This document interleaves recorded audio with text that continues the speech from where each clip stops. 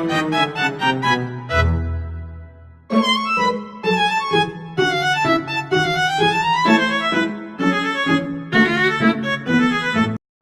to our group where we're smart together, clever with each other, and brilliant forever.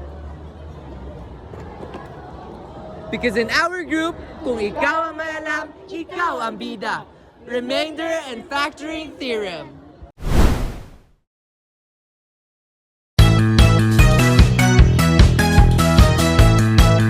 If the polynomial px is divided by x minus r, the remainder r is a constant and is equal to pr.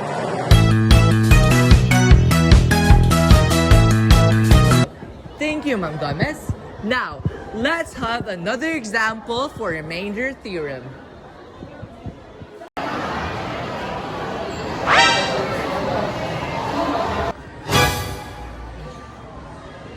Anyways, for our given problem, we have the problem 2x squared plus 3x minus 10. It looks difficult, right? But let me teach you how to do it. Here's our first problem for remainder theorem. We are given the example 2x squared plus 3x minus 10 divided by x minus 2. Now, you may be asking, how do we get the value of x in remainder theorem?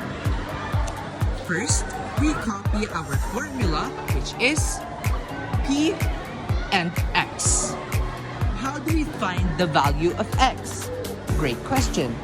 We simply get our divisor and change the sign of our number in the given divisor.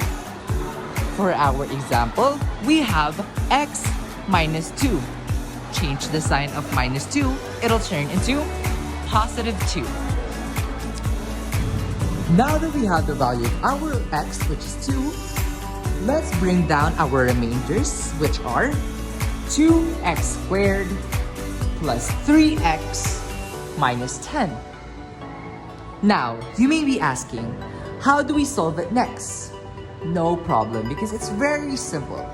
Now that we have the value of our x, change the x's in our given remainder and turn it into the value of our x, which is 2. That'll give us p2 and 2, 2 raised to the power of 2, plus 3, 2, and minus 10. Now that we've distributed the value of our x into our remainders, let's multiply each number by its corresponding number. So again, bring down your formula, which is p and 2 equals, since the number right next to 2 is raised to a power, you just simply bring down the number 2. 2 squared. What is 2 squared? That's right, 2 squared is 4. Plus 3 times 2. That'll give us 6. And bring down minus 10. The next step is to repeat the same thing with the new numbers. So, again, bring down your formula, which is p and 2 equals 2 times 4. That'll give us 8. Plus 6 minus 10. Now, we just simply have to add 8 plus 6, then subtract 10. That'll give us, that's right, the number 4. Whoa, the answer was just 4?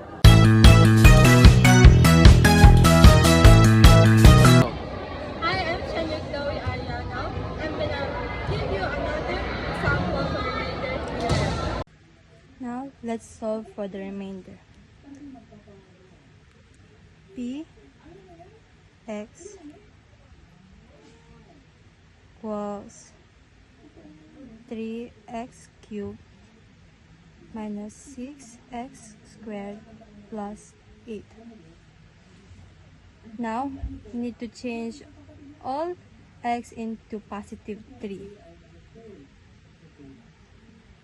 P 3 equals 3 cubed minus 6, 3 squared plus 8. That, copy the 3. 3 is to 3 is 27. Let's find the remainder for 3x cubed minus 6x squared plus 8 is divided by x minus 3. But first, we need to find the value of x. To find the value of x, just need to x minus 3 equals 0. Transpose the negative 3, the answer would be x is equals to positive 3. We need to minus and add it so that we can find the remainder. 81 minus 54 plus 8 would be 35.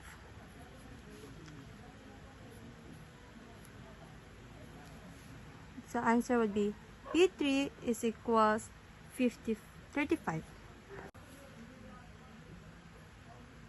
Then copy the negative 6. Then 3 is to squared is 9 plus 8. Now we will multiply 3 times 27 will be 81, and negative 6 times 9 would be 54 plus 8. But anyways, do you understand it now?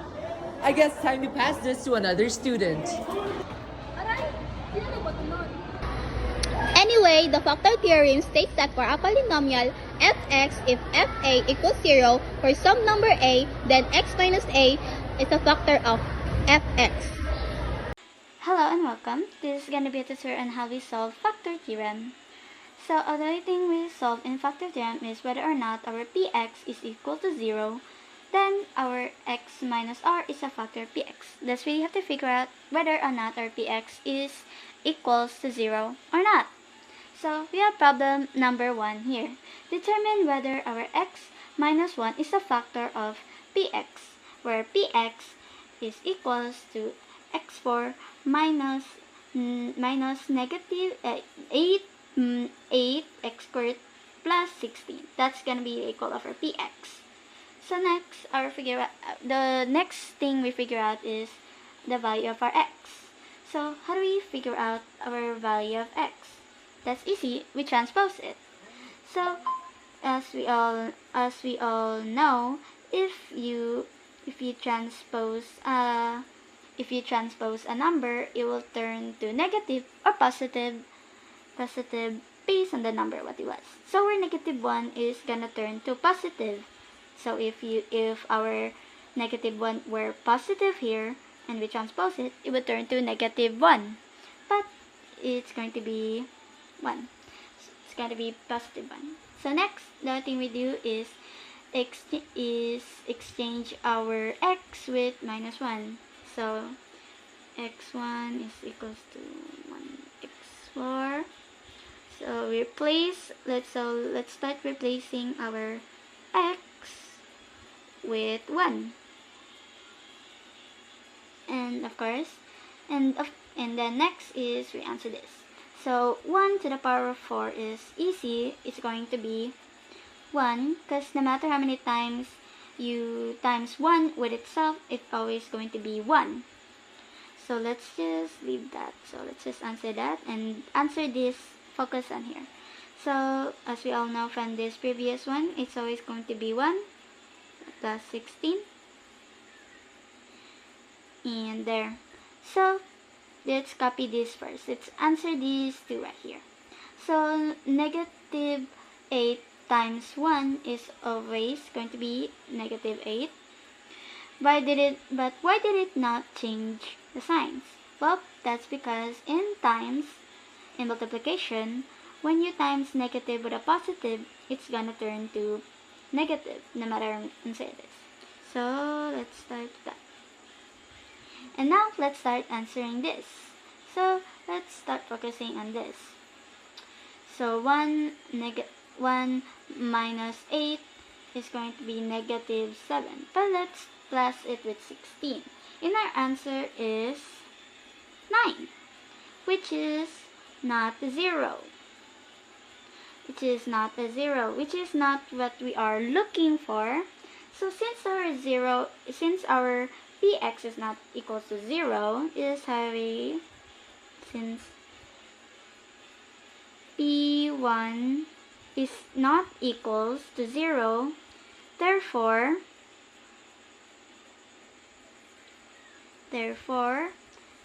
x minus 1 is not a factor of px. You could also put the whole thing here. But why do that when there's an easy way? So since our problem 1 is not a 0, let's try problem number 2. And so here is our problem number 2. Is x plus 2 is a factor of 3x4 plus 5x3 negative x2 plus x negative 2. Sorry, I'm lucky dyslexic. Okay, let's start. Of course, as we all know from problem 1, we change our signs here. So our positive 2 is going to turn to negative 2. There we go. And as we all know, let's start replacing our x with negative 2. So it's going to be negative 2 for this.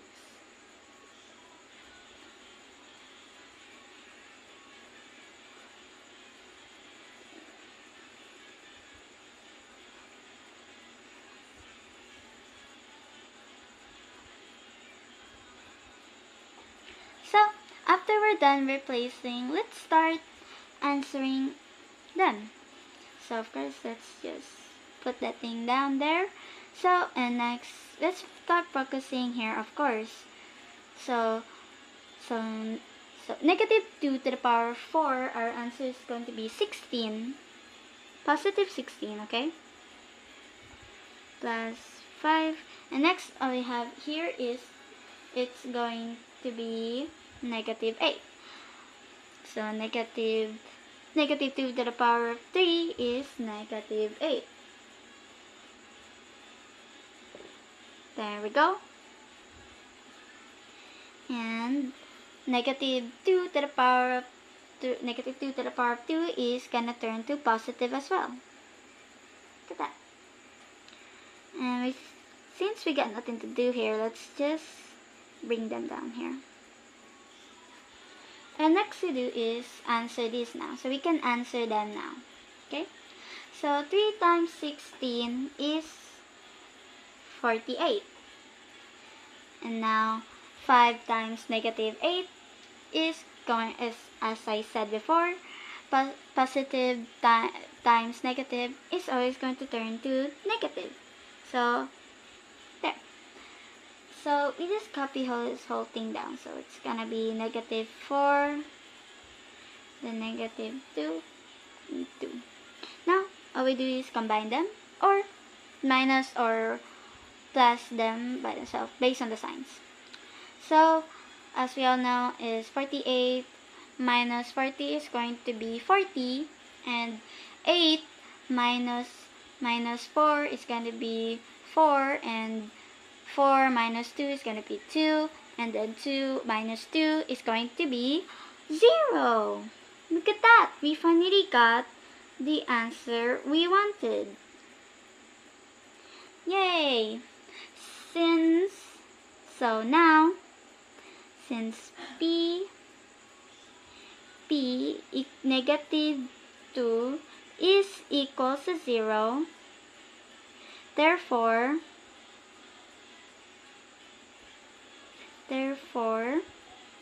x plus 2 is a factor of px.